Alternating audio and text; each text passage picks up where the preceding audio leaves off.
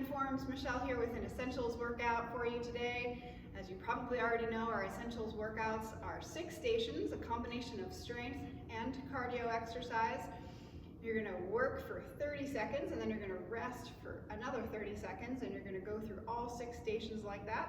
When you're done with their 6th one, you're going to take a 2-minute break, and then you're going to repeat those 6 stations 3 more times. So you're doing a total of 4 rounds of this circuit.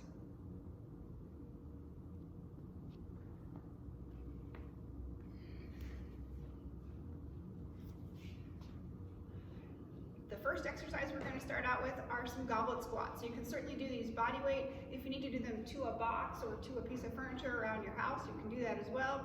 If you're able to load these, if you have a kettlebell or a dumbbell, you're going to hold that up at about chest height, a little bit away from your body, so that you can get a little bit extra tension in your core. You're going to take a breath in, and when you exhale, you're going to pull those ribs down flat towards your middle, and you're going to squeeze your glutes so that when you drop down to your squat, you can stay nice and solid through your upper body, staying as tall as you can without rounding through your upper back or lower back.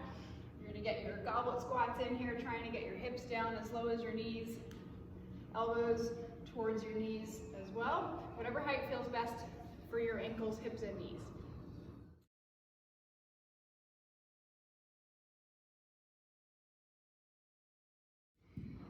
Then we're going to move to a band row. You can do this with a couple of different kinds of bands. I have one of the circular super bands today. You can do them with the bands that have handles. You can do them with bands you got from therapy, those flat, thin ones.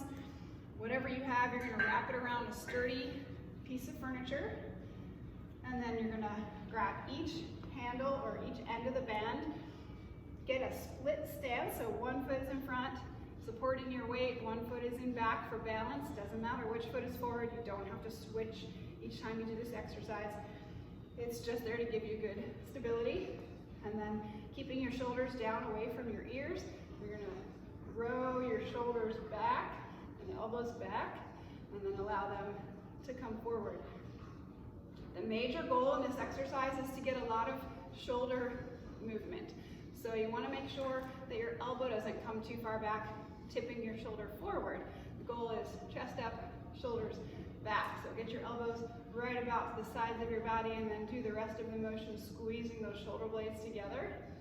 Trying to do this without arching through your back. So really solid through your core and glutes, just rowing those shoulder blades together.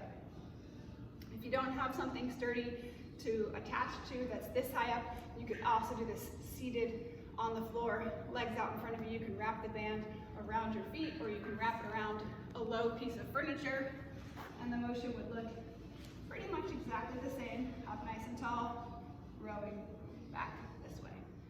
Our next exercise will be a cardio one. We've got some skiers. So for skiers, you start off loading one leg, and then you're going to drive through this outside leg, jumping over to the other one, landing on it, loading it, driving to the other side. You can use your back leg to balance in between each one if you need to, but the goal is to get as low as you can and create as much power as you can to get over to the other side. And then you're going to do these quickly as much as you can. If you need a less dynamic version, we're just going to step them out. So still load this leg, push to the other side, but just walk it. It doesn't have to be as much jumping up in the air, but it can still be quick from side to side without having any joint pain. All right, then we're going to work on some pullovers. You can either do these with a band or with a kettlebell or dumbbell. The way you decide is if it's painful for you to get both arms over your head in line with your ears. So we're looking for a nice straight line in the body without arching your back. Then you want to choose the band.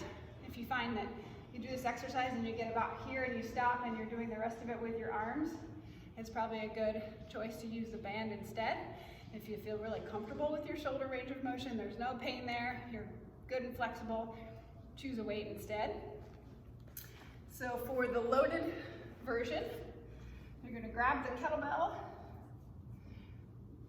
this way. You're going to lay back so that I have the handle of the kettlebell. It's going to be facing the floor when I do the exercise.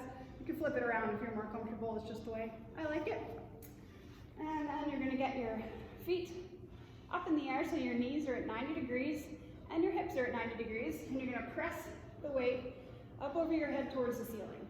Before you even move, you wanna take a breath in, and then as you exhale, you wanna push that weight towards the ceiling, pull your ribs down and kind of tuck your butt under so you get lots of tension through your core. And then keeping that tension, keeping the pressure of your back against the floor, you're gonna slowly lower this down towards the floor. And then on the way back up, lots of core, pulling it back up over your head. So the more you go back with your arms, the more you're working at pressing your back into the floor, not letting it come off the ground. And then when you're about to come back up, you're gonna create a lot of force in your core.